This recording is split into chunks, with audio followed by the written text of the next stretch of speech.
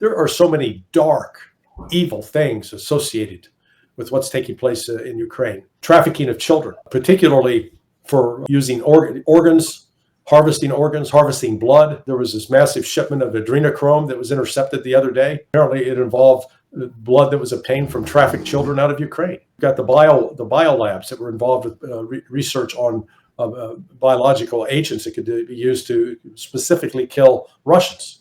Mm-hmm. I mean, so we're talking some evil, dark shit here. And Zelensky, he gets to play a role. He gets well paid for it. He'll continue to play that role.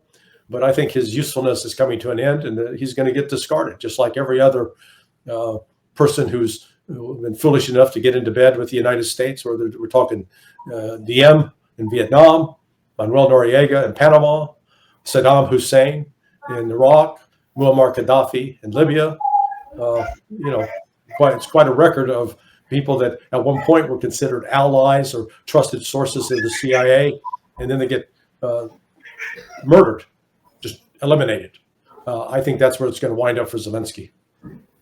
So you don't think he'll be able to retire in the UK, for instance? I doubt it. He'll probably will want to, but I don't think, he knows too much. Mm-hmm. I mean, he's in a position just sort of like Jeffrey Epstein was.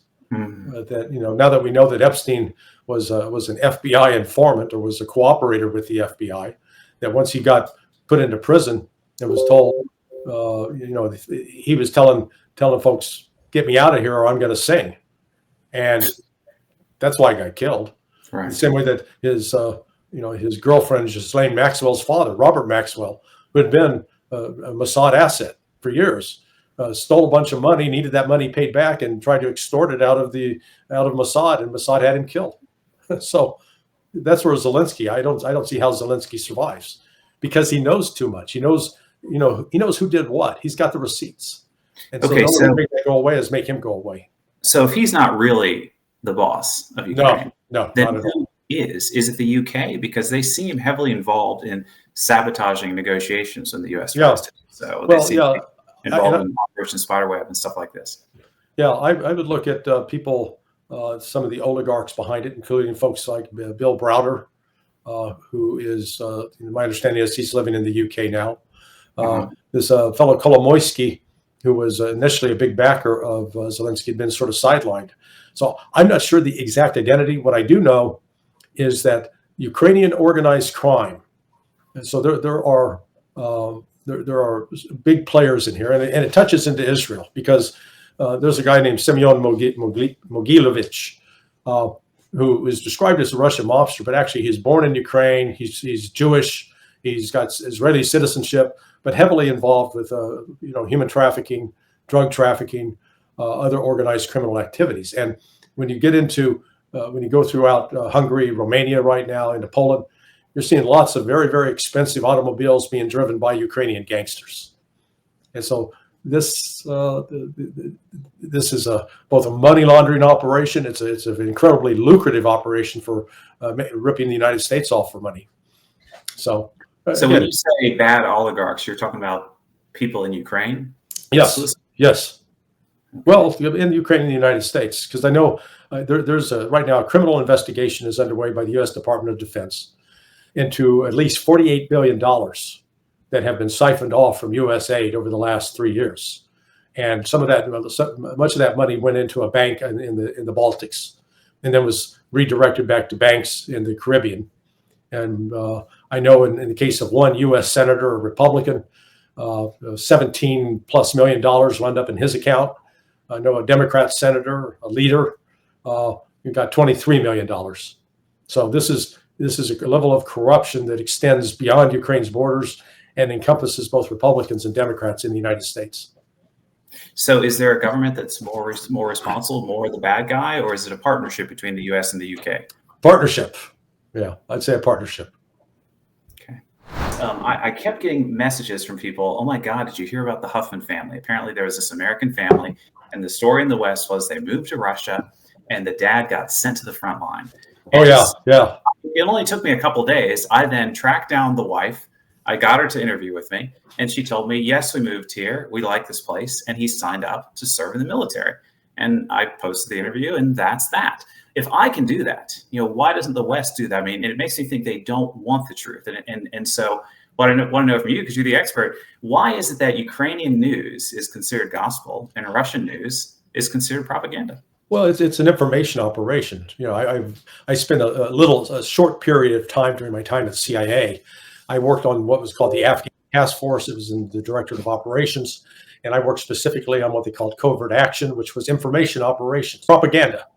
And good propaganda always starts with a nugget of truth, but you embellish it and you build around it. So here they took the truth, the fact that this guy was in the military, but had to pretend that he had been betrayed.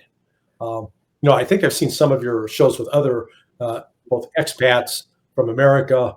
I don't know if you've done anything with that Canadian family that's out in Nizhny Novgorod. Yeah, we're friends. Aaron Feenstra. Yeah, Aaron. Yeah. So part of why the West is just desperate not to tell the story of Russia is because of people like you, like the Canadians, like the Australian family. There's also that other American.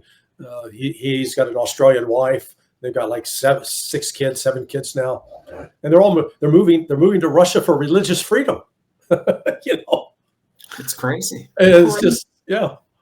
So it is the lies that are told are designed to shape the narrative, and I can't emphasize enough the attitude. The ignorance that's expressed in the United States among the majority of the people that Russia is described routinely as a communist state, as an authoritarian state, without any recognition or acknowledgement, even understanding about how essential, integral Christianity is to the Russian narrative today, and how it really is reflective of what Russia was for 1,000 years.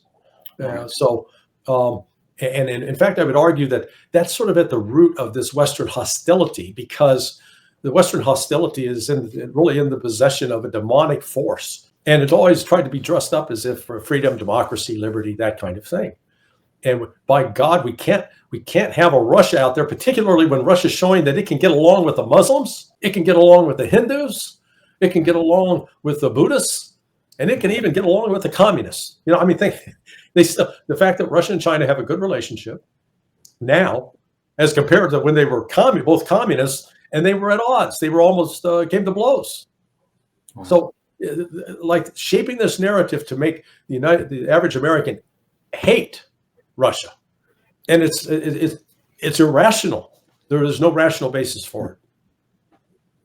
It breaks my heart to think about the children living in the West under this confusion, and the young males that were recently children that are dying, in this engagement now. And I think about World War II that lasted for about 6 years, depending upon how you count it. And I guess my last question to you would be: we're more than 3 years into active, combat here. How is this going to end? I think what's going to end militarily is, and it could actually Ukraine. Ukraine is going to be, I think, dispossessed of Ukraine east of the Dnieper River. It potentially as early as October or November. It could come that quickly, because what we're seeing right now, what's happening around Pokrovsk, Kramatorsk, Konstantinovka, and Slavyansk, is that's sort of the last major defensive line for Ukraine, and it's breaking apart very rapidly. And Russia yesterday moved in an extraordinary way in a number of areas, creating just tremendous alarm in Kiev. Kiev is running out of men. They do not have the manpower. Russia does have the manpower. Kiev doesn't have the armaments or the money. Russia does. So the military part will be settled. The next will be the issue of the politics.